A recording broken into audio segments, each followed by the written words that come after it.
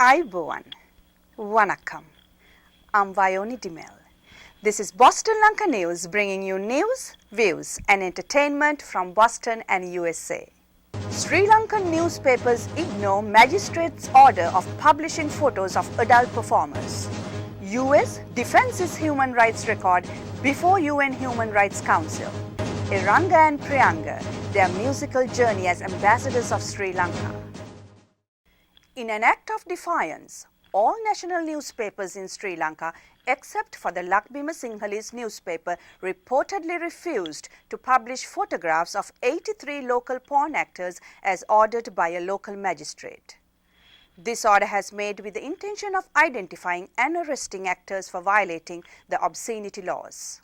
Some of the content is believed to include images of naked women that have been put on the internet without their knowledge, perhaps by their boyfriends. Some could be underage girls. Are these women lawbreakers or simply innocent victims? Is this the first steps of building an internet censorship regime, blocking access to politically controversial and sensitive information? This would be a violation of the privacy and civil liberties, says Rohan Dracaena, Sri Lankan civil rights lawyer. Mr. Rohan Dracaena joins with Boston Lanka from Colombo. Mr. Dracaena, could you please comment about the magistrate's decision to publish photos of the local performers in adult films?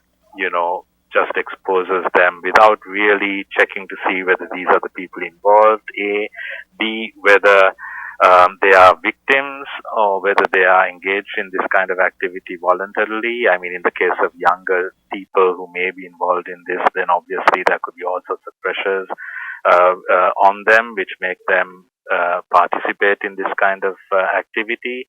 And also you have to do it in a way that is consistent with civil liberties and the right to privacy.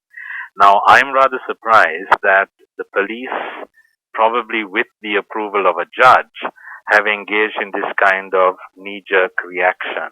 And I would have thought that a more measured, effective, response to the rise in pornography and the use of pornography in Sri Lanka is required. Mr. Dracaena, what if a third party posts on internet a photo or video or someone does for private use without his or her consent? Who should be liable? Yes, no, that's exactly my point, that this involves a rather complex set of legal issues, that one has to be very careful about responding to matters like this in this kind of immediate knee-jerk manner.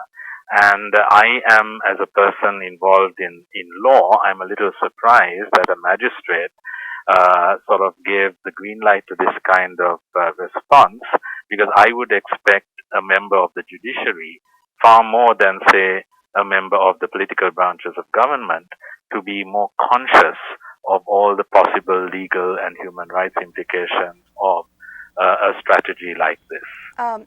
Any move by any civil liberty organization in Sri Lanka to file legal action to stop this action? I mean, publishing photos? No. Well, at present, I'm not aware of any moves to do this. This obviously has taken a lot of people by surprise in Sri Lanka.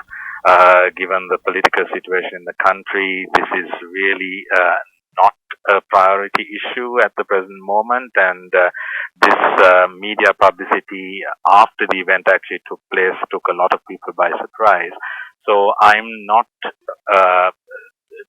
at all certain that there will be an attempt to respond to this through litigation, because it looks as if the decision has already been made and already been implemented. Thank you, Mr. Dracaena, for joining with us. That was Mr. Rohan Dracaena. He teaches at the Faculty of Law, University of Colombo, Sri Lanka, specializing in constitutional law. He is also a founder, director and head of the Legal Division, Center for Policy Alternatives, an independent public policy institute.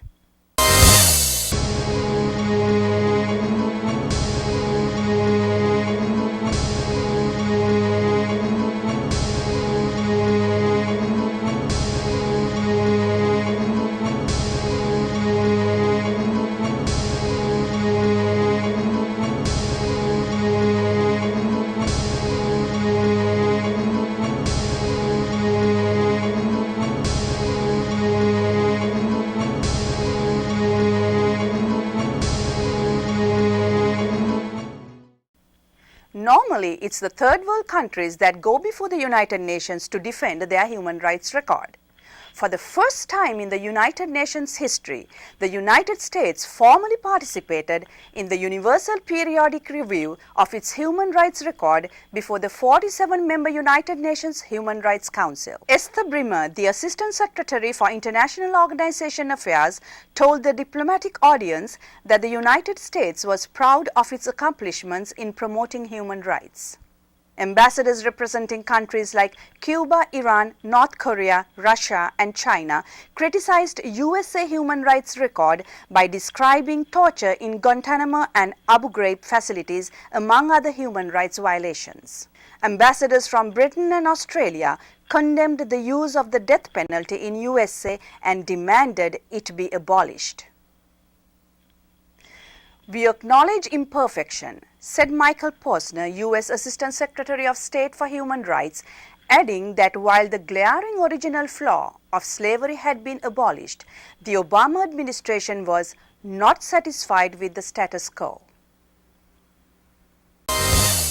Internationally renowned Sri Lankan couple Eranga and Prianga performed in Boston on November 6th.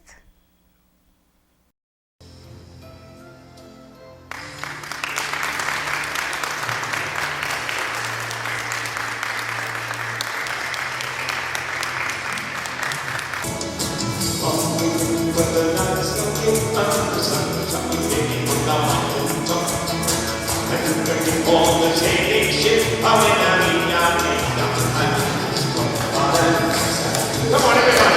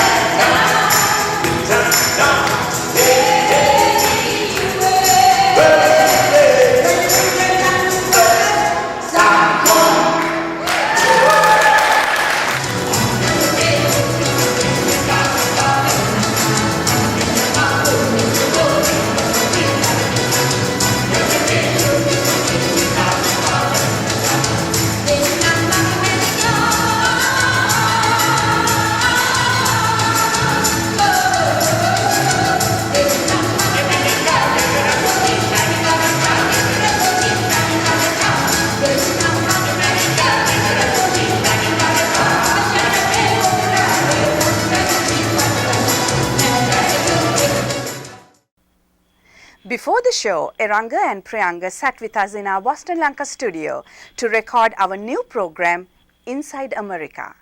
Let's listen to the part of our conversation.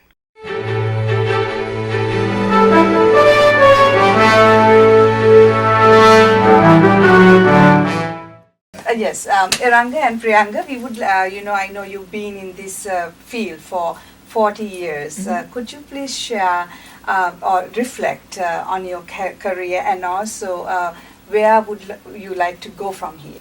Singing is really a pleasure for us, and throughout all our travels through many countries, one thing that we have discovered is that people all over the world are the same. It's a wonderful world. Wherever we've been, we have been treated with a lot of kindness And there's a lot of good people in the world, and that's what we've discovered through our career.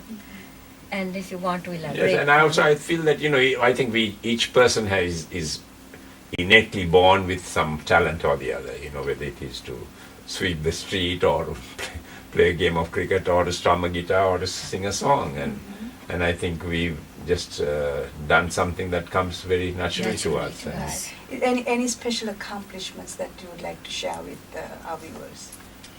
Well, it's accomplishments in the sense that we've traveled all over and experienced the world and done our little bit to contribute and also to contribute and to promote our country, Sri Lanka, where we come from, and we always never forget that, and the fact that we are Sri Lankan, and like we open our concert, we always say Ayubowan and Vanakkam, and we want all races, the Sinhalese and the Tamil races, to be together. And in fact, I just told my son, we have a son who's very, very talented. He's very gifted, yes. And Much more musical than we are. And I said that now, Oh, yeah? Yes.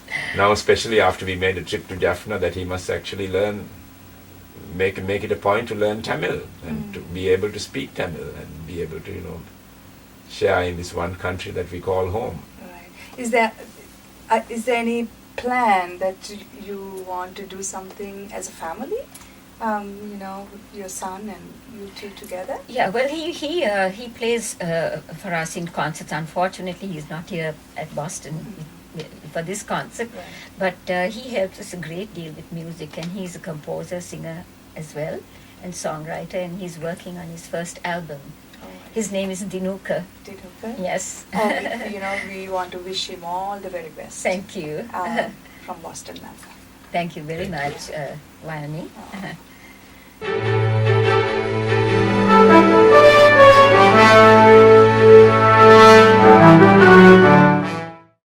That concludes our news edition.